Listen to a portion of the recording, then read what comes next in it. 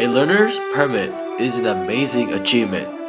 It is an achievement that enables the holder to execute hands-on driving. Of course, a permit holder must have their learner's permit, trusted guardian or parent, and maybe a dash cam. But there is more than just that.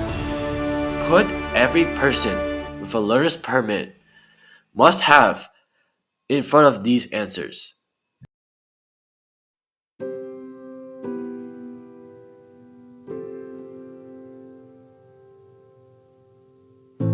Imagine that a family is going on a trip 6 hours away from your home. The permit holder claims that they could drive the whole way and complete sessions in a driving log. What are they going to learn? A learner's permit is not a driver's license. It is the study guide for the driving test. If the learner does not correctly answer the questions in the study guide, then they are very likely going to fail the graded test. Whenever the permit holder goes out to drive, they must learn skills to improve their driving, like the correct following distance at different speeds, lane positions, following the posted speed limit.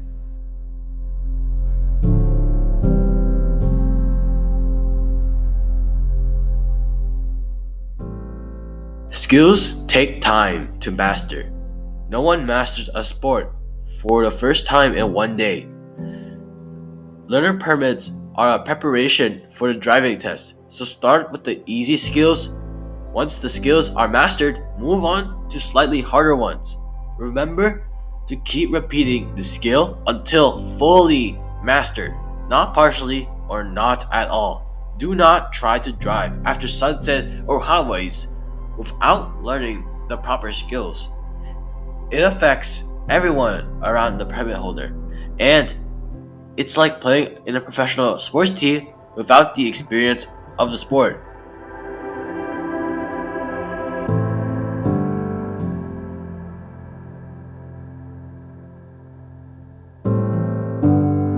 The permit holder is inexperienced, so the car matters.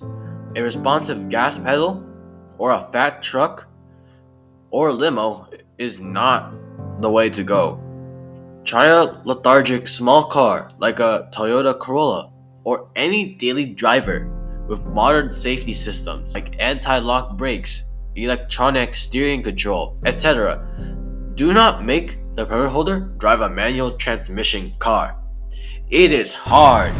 And do not make the permit holder drive a performance modified vehicle.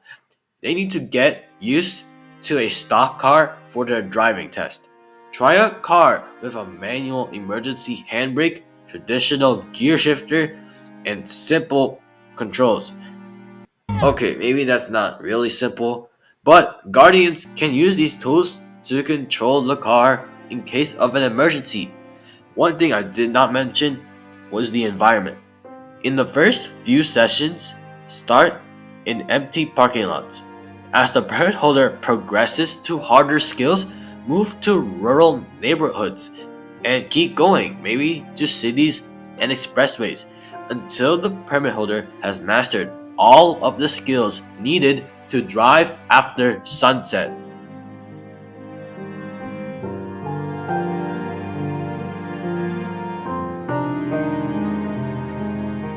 In order to develop habits, repetition is needed. Good habits include checking around the car to make sure there is nothing suspicious, wearing a seatbelt, adjusting side mirrors, rear view mirrors, seat and steering wheel, shoulder checking when changing lanes, keeping a following distance, looking ahead, following the posted speed limit, correct hand position on the steering wheel, and the list goes on. Bad habits include not doing those things before and more. The job of the guardian is to point out these mistakes and correct them as soon as possible so they won't get embedded into the permit holder's brain and turn into a habit. However, guardians need to change their bad habits, because many young permit holders may make the same decisions their guardian does, like running yellow lights unless they are close to the intersection, speeding, hard acceleration or braking, and or incomplete stops at stop signs. Remember, everyone has time for safety.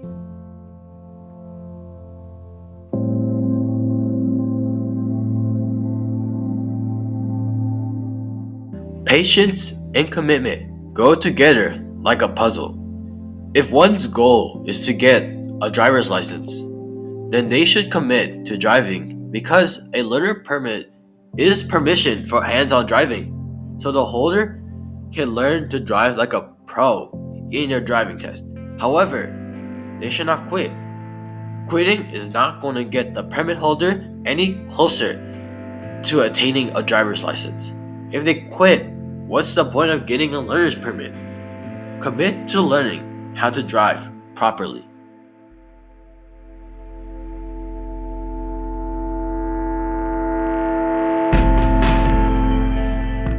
A parent and guardian are like a teacher. They are our role models and influence the decisions people make.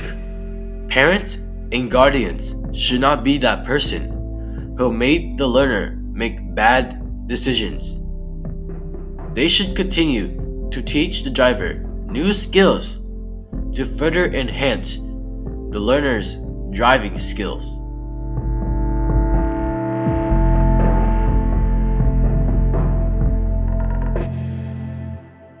There are so many quotes relating to practice and persistence, and they can be applied to driving. As mentioned, first-time learners must start in an open parking lot with lots of space. And I said, must.